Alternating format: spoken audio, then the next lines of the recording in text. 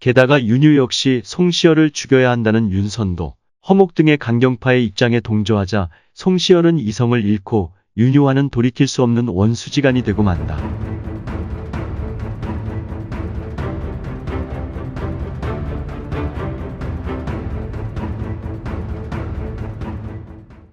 남인의 논객, 백호 윤유 편입니다. 1617년 광해군대에 태어나서 1680년 5월 20일 숙종대까지 63세를 살았다.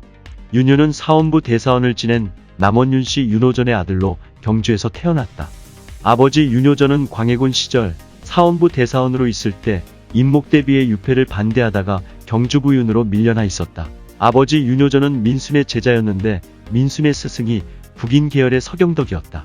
서경덕은 주자의 주석에 구애되지 않고 독자적인 학문을 개척하였는데 훗날 윤유의 학문은 이러한 가풍의 영향을 받았을 것으로 보여진다. 윤유의 집안은 이렇게 당색이 북인 중 서북이었고 아버지 윤효전은 광해군 정권에 참여하였으며 임해군의 옥사를 지지했기 때문에 훗날 서인이 윤유의 가계 전력을 문제 삼는 원인이 되었다. 윤유는 아버지 윤호전이 경주부윤으로 재직 중 54세에 낳은 늦둥이 아들이었고 어머니는 아버지의 둘째 부인 경주김씨였다. 아버지 윤호전은 윤유가 두 돌이 채 되기 전에 사망하여 윤유는 한양으로 올라와 편모스라에서 자랐다. 7세인 1624년 이괄의 난이 일어나자 아버지의 고향인 여주로 피난을 와 이곳에서 어린 시절을 보냈다. 10세인 1627년 정묘호란이 일어나자 외갓집인 충청도 보은 삼산에 머무르면서 외할아버지 김덕민에게서 글을 배웠다. 윤유는 매우 총명하여 불과 2년 만에 경서를 외워 외할아버지를 놀라게 하였다고 한다. 외조부 김덕민은 윤유의 자질을 기특하게 여겨 명군을 보좌하여 천하를 다스리는 기상을 지니고 있다고 평가하였다. 외조부 김덕민은 속리산에 응거하던 대곡 성운에게서 수학하였는데 성운 역시 비성리학적 학풍인 북인 계열이었다. 윤유가 직접 스승이라고 밝힌 인물은 이민구로 그는 이수광의 아들이었는데 이수광은 17세기 초반 비주자학적 학풍의 움직임을 형성한 인물의 하나였다. 이처럼 윤유는 순정 성리학과는 체질적으로 다른 비성리학적 성향을 가졌던 이들과 교유하였기 때문에 이후 그가 주자와 다른 해석을 함으로써 사문난적으로 공격받는 요인이 되었다. 윤유는 오리정승 이원익의 문화에도 출입하면서 성리학을 배웠다. 이원익의 첩이 낳은 서녀가 윤유의 형, 윤영의 아내였는데 윤유는 이원익이 형수의 친정아버지였던 덕에 어린 나이에 의정부영의정을 지낸 남인검을 이원익의 문화에서 수학할 수 있었다. 당시 미수 허목이 이원익의 손여사위였는데 윤유는 이원익의 문화에 출입하면서 22살이나 많았던 허목을 만나 사귀면서 친해졌다. 18세인 1635년 윤유는 10년 연장자로 당대의 석학이던 송시열과 속리산 복천사에서 만나 3일간의 정치와 사물에 대한 토론 끝에 송시열이 30년간의 나의 독서가 참으로 가소롭다 라고 자탄할 정도로 그는 이미 높은 경지에 이르고 있었다. 윤유는 송시열의 주선으로 송준길, 허적, 윤선거, 윤선도 등을 소개받았다. 윤유는 가계가 북인이었고 남인인 이원익의 문화에서 수학하면서 남인이 되었지만 서인들과도 두루 친하게 지냈다. 이후 윤유의 명성은 사림계에 널리 알려졌고 송시열은 그의 가계가 북인이었고 전향 후 서인이 되지 않고 남인을 지원한 것을 상당히 안타까워했다고 한다. 19세인 1636년 병자호란이 발발하고 인조가 청에 대한 굴욕적인 항복을 하자 윤유는 이에 치욕을 느껴 관직을 단념하고 학문 연구에만 전념하기로 결심하였다. 이때 그는 송시열과 두 손을 잡고 눈물을 흘리며 청에 대한 복수를 굳게 다짐하였다고 한다. 22세인 1639년 공주 유천으로 내려와 학문에 몰두하면서 그 명성이 드러나기 시작하였다. 이후 윤유는 10여 년간 오로지 학문에만 열중하여 유교의 경전인 중용, 대학, 효경 등의 독자적인 해석을 할 수 있게 되었고 장구와 주를 수정하는 작업에 몰두하였다. 그의 학문 연구에 그의 오랜 친구였던 송시열은 찬탄에 맞지 않았다. 송시열과 송준길은 그의 학문을 높이 사서 그를 관직에 청거하였고 조정에서도 여러 차례 벼슬을 내렸으나 윤유는 모두 사양하고 나가지 않았다. 27세인 1644년 여주의 백호로 이주하여 학문에 몰두하였는데 이 시기에 중용서를 완성하였다. 그의 호 백호는 여주군 금사면 백호리에서 따온 것이다. 36세인 1653년 윤유가 주자의 중용장구가 틀렸다고 다시 쓰게 되면서 윤유와 송시열이 갈라지는 사건이 발생한다. 당시 주자의 목숨을 걸었던 송시열은 주자의 서술에서 일자 일획을 더하고 빼는 것은 있을 수 없는 일이다 라면서 아예 틀렸다고 다시 짓는 윤유를 찾아가서 극렬히 화를 냈다. 당시 윤유는 주자를 높이 평가하면서도 주자의 학설에 새로운 해석을 시도하였고 다른 유교 경전에 대해서도 새로운 시도를 하였다. 한참 동안의 논쟁 끝에 윤유가 뜻을 굽히지 않자 송시열은 윤유를 사문난적으로 선포했다.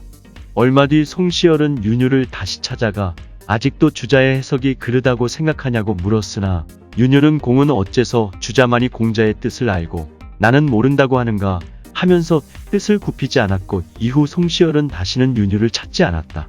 송중길과 윤선거 역시 여러 번 그를 설득했으나 실패했다. 그가 주자의 사상을 맹목적으로 받아들이지 않고 심지어는 공자나 맹자의 사서육경에도 자신만의 독특한 견해를 보이자 이는 서인은 물론 일부 남인들에게도 공격의 빌미를 제공하게 된다. 윤유는 주자만이 답을 아느냐며 주자의 학설을 맹목적으로 추종하려는 태도를 배격하고 대학, 중용, 효경 등의 경전을 독자적으로 해석하면서 주자와 대등한 입장에서 유학의 독자적인 경지를 개척하는 데 과감했다.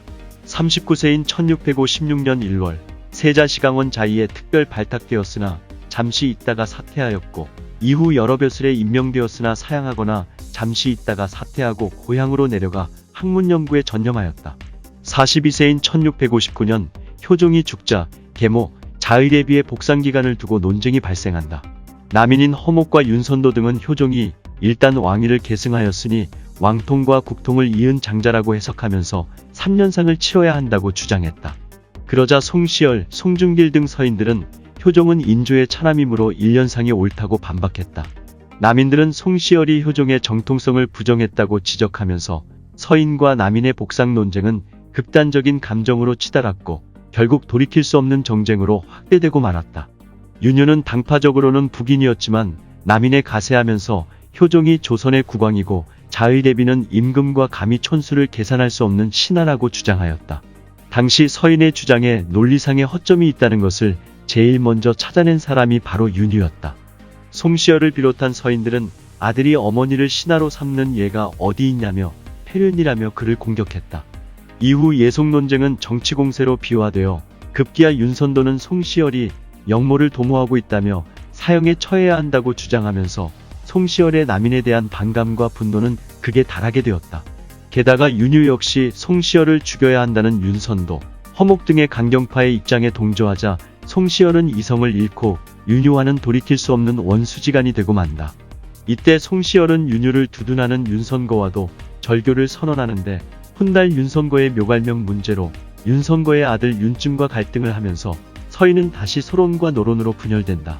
결국 현종이 중재에 나서 송시열 등 서인 측의 기년설에 손을 들어주면서 남인은 송시열을 역모로 몰아 탄핵하려다 실패하고 서인이 정권을 잡게 되었다. 이후 윤유는 그동안 해오던 대로 독서와 저술로 학문 연구를 하면서 세월을 보냈다. 57세인 1674년 효종의 비 인선왕후가 죽자 다시 자의례비 복상 문제가 발생한다. 이때 윤유는 맏며느리의 예에 따라서 1년복을 입어야 된다고 주장했고 송시열, 송중길, 김수왕 등은 효종은 장남이 아니라고 주장하며 9개월을 주장하였다. 효종이 왕통을 계승했지만 장남이 아니라는 서인들의 집요한 주장이 현종의 진노를 사게 되면서 서인 정권이 몰락하고 남인 정권이 들어섰다. 이때 윤유도 등용되어 대사원 2조 판서, 좌참찬 등을 지내고 61세인 1679년 좌찬성까지 승진했다. 그해 7월 중국에서 오삼계의 반청 반란이 일어난 소식을 듣고 이때가 삼전도의 치욕을 씹고 북벌을 할 수 있는 기회라며 대의소를 지어 왕에게 올렸으나 현종이 갑자기 승하해버리고 만다. 이어 숙종이 13세의 어린 나이에 즉위하자 윤유는 다시 북벌론을 주장하였지만 숙종은 용납하지 않았다. 당시 거의 모든 관료들이 북벌론이 허튼 소리라고 여기고 있었고 송시열조차 북벌에 적극적이지 않았다. 63세인 1680년 3월 당시 영의정 허적이 조부, 허잠의 시호를 맞이하는 잔치를 열 때 마침 비가 오자 숙종이 유학을 그의 집에 보내려 했으나 이미 가져간 것을 알고 크게 노하여 영의정 허적 등 남인 계열들을 숙청하고 서인 김수왕을 영의정에 임명하는 등 서인들을 대거 등용하였다. 당시 복상 문제에서 승리하여 정권을 잡고 있던 남인은 전횡이 심하였고 숙종은 그들을 탐탁치 않게 여기고 있었다. 이때 서인 김석주 등은 허적의 서자인 허견 등이 역모한다고 고발하여 옥사가 일어나는데 종실인 복창군 삼형제와 허견과 허적이 사형당하였고 허적 등과 같은 당이라는 이유로 남인들은 요직에서 해임, 파면, 유배 등에 처해지게 된다. 온건파인 허적이 억울하게 죽임을 당하자 서인들의 화살은 송시열과 치열하게 맞섰던 간경파 윤유와 허목에게도 돌아갔다. 서인계 유생들도 계속 상소를 올려 윤유를 헛된 이론으로 민심을 현혹한다며 사형에 처해야 된다고 주장하였다.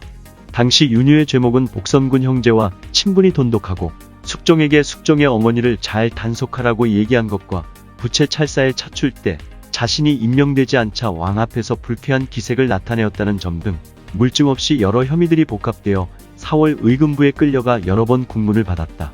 서인 위관들은 그에게 혹독한 형문을 가하며 허견의 역모에 가담한 이유 등을 추궁하였으나 그는 고문에도 역모 가담 혐의를 승복하지 않았다. 5월 초 숙종은 그에게 함경도 갑산으로 유배를 명하였으나 출발 직후 다시 사사의 명이 내려져 유배지로 가던 중 5월 20일 뒤따라온 금부도사에 의해 사약을 받고 사사되었다. 이때 그는 나라에서 유학자가 싫으면 쓰지 않으면 그만이지 죽일 이유가 있느냐고 항변하였다. 사약을 받기 직전 그는 마지막 유언을 쓰게 해달라고 부탁하였으나 금부도사는 거절했다. 향년 63세였다. 슬하에 육남일녀를 두었다. 윤유가 처형을 당한 뒤 그의 부인은 식음을 전폐하고 눈물을 흘려 실명하였으며 자식들 역시 역모에 연루되었다. 윤유는 천하의 이치는 주자 한 사람이 모두 알 수 없는 것이어서 학자는 무릇 주자의 학설이 아니라 오직 진리만을 연구해야 하는 것이라고 주장했다. 그러나 당시 주자 성리학이 주류였던 사회적 분위기 속에서 윤유는 비주류로서 이단으로 낙인 찍히고 말았다. 송시열은 윤유 사후에도 그를 극도로 미워했는데 윤유의 가장 큰 죄는 국가 모욕죄가 아니라 주자 모욕죄다라는 말을 남기기도 하였다. 그러나 송시열 역시 윤유가 죽고 9년 뒤 똑같이 귀양을 갔다가 한양으로 올라오는 길에 숙종에게 사약을 받고 죽게 된다. 윤유는 평생의 신념이던 북벌을 실현하기 위하여 도체 찰사부를 설치하고 묵과인 만과를 시행하는 한편 전차와 화차의 개발을 고안해 보급하고자 하였다. 그러나 윤유의 이런 북벌론은 비현실적이라는 비판을 받았고 서인들뿐만 아니라 남인들조차 위험천만한 일이라며 반대하였다. 윤유의 북벌론 주장은 결국 숙종의 분노를 사게 되어 경신환국을 일으키는 한 원인이 되기도 하였다. 윤유에 대한 평가는 당색에 따라 극과 극으로 나뉜다. 서인 노론계에서는 그를 소인이자 주자학의 적인 이단으로 취급하면서 참적, 적휴, 흑수라 불렀고 남인들은 백호는 덕을 이룬 정함이요 정함은 덕을 이루지 못한 백호이다 라고 평가할 정도로 윤유를 조선 성리학의 도통을 계승한 조광조의 버금가는 지위에 올려놓았다. 윤유는 1689년 기사환국으로 남인들이 재집권하자 신원, 복권된 후 영의정에 추중되었으나 1694년 갑술환국으로 서인이 다시 집권하자 관작이 다시 추탈되었다가 1697년 다시 복권되었다. 그러나 1701년 무고의 옥으로 다시 관작이 추탈되었다가 정조 때인 1795년 다시 복권되었다. 그러나 1801년 남인이 거세당하면서 다시 추탈되고 자손들의 관직 역시 박탈되었다. 결국 1907년 내각 총리 대신 이완용의 건의로 최종 복권되었다. 윤유는 18세기 이후 서인 노론 세력이 계속 집권하면서 이단시됐고 그의 문집이 처음 나온 것은 1927년으로 윤유의 8대손 윤신환에 의해 석판본 백호 문집이 처음으로 간행되었다. 윤유의 저서로는 백호전서, 독서기, 주례설, 중용설, 백호집 등이 있다.